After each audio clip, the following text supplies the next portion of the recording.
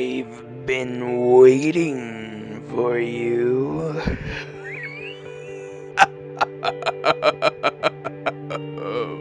Hey everyone, Zuka here from the Lich in the Dungeon. And with his partner Zanke here.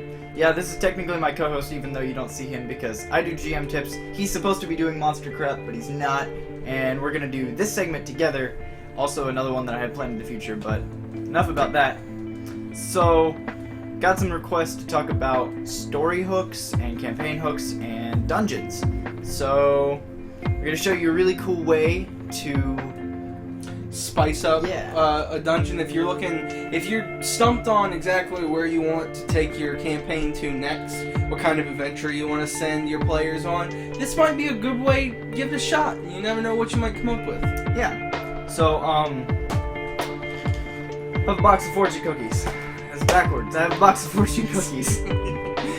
Bought them from like Kroger for like, what was it? Like, I don't know, like $2-3 bucks? Yeah, $3. But we are going to take a fortune cookie out of here. As such. And we are going to take the fortune and set that over there. Make a dungeon based on this fortune. Like, this fortune's gonna have like our hook or our theme or something like that.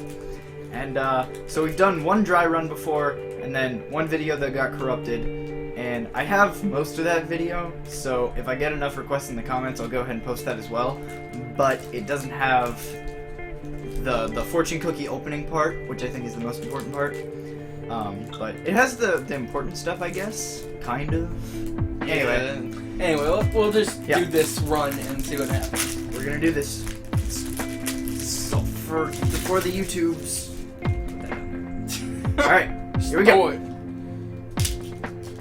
That'll be my piece. Alright. I'll take that in half and shove it in my face. Do that. Alright, so, oh man, this is gonna be hard. Missed out on our good one. Okay, so, your future will be happy and productive.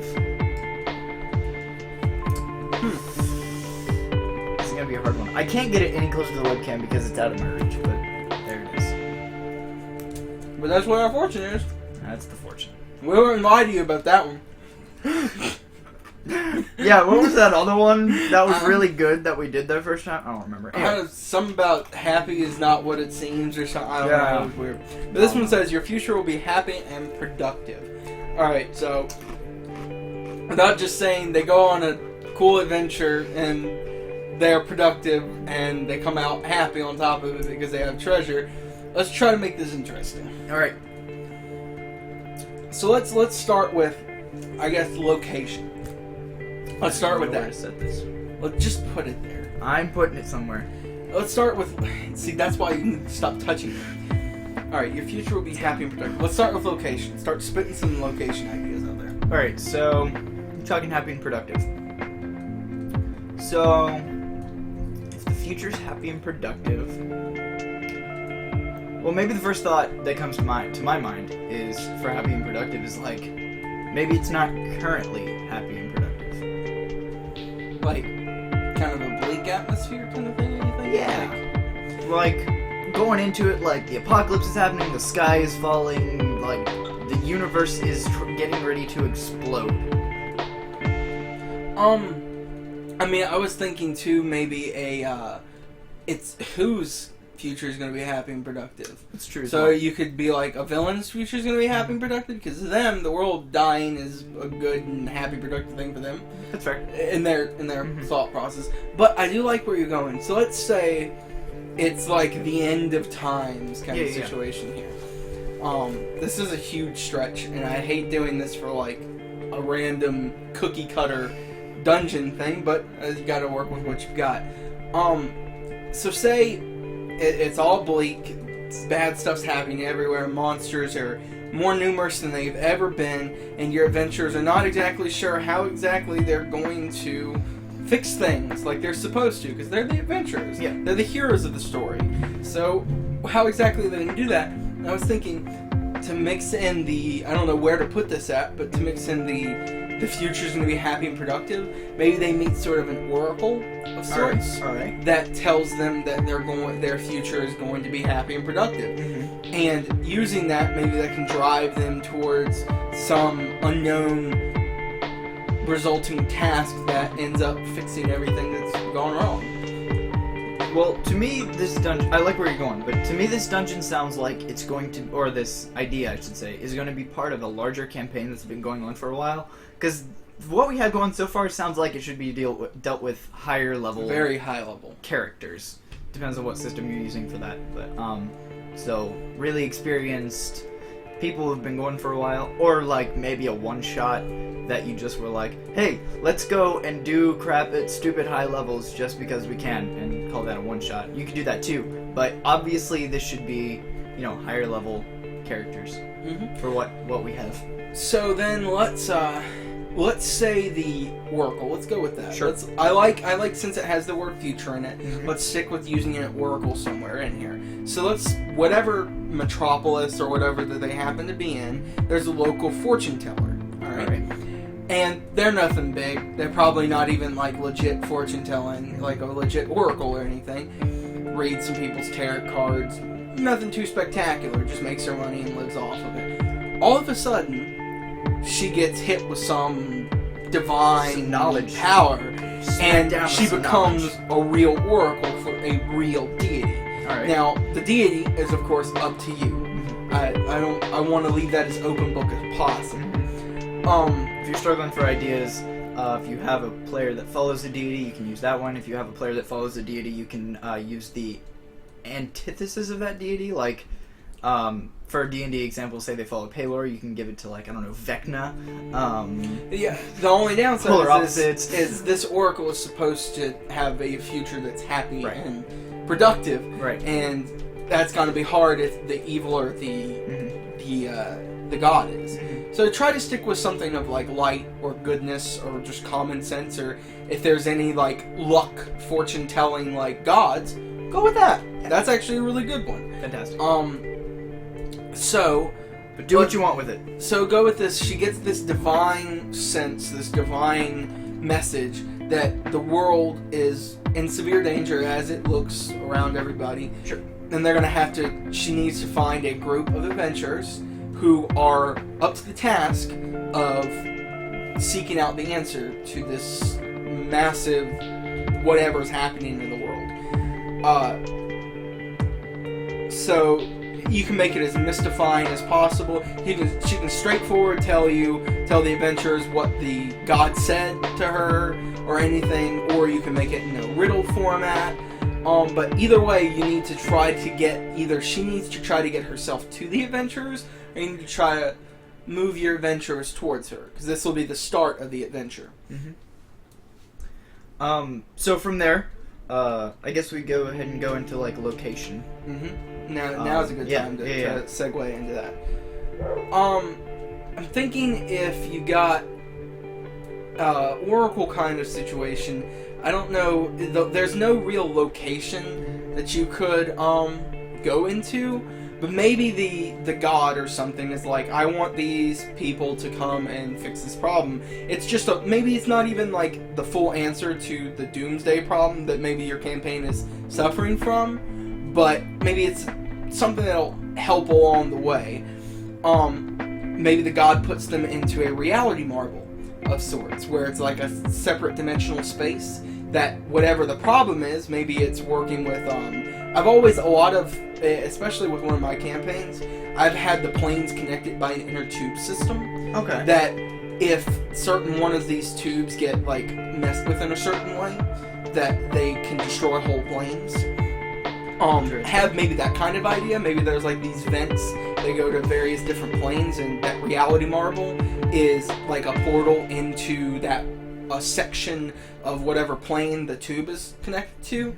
And, of course, you just fill it with your monsters and your creatures and whatnot, and mostly intelligent creatures, because they're attempting to, on purpose, unless it's some intelligent and unintelligent ones that are being commanded, to mess up whatever.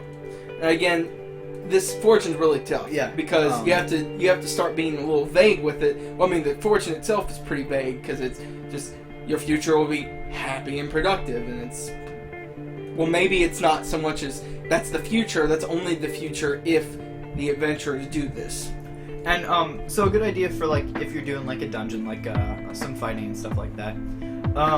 A fantastic idea is like to constantly drip your theme, which is being happy and productive throughout the dungeon. So like maybe the first couple of rooms don't have a lot in them. It's a lot of fighting and like nitty gritty stuff, like it's dark, but like as they progress through the dungeon and this story that you have set up, it gets lighter and lighter, and stuff looks like it's getting better and better, and like monsters starting to have treasure on them or whatever.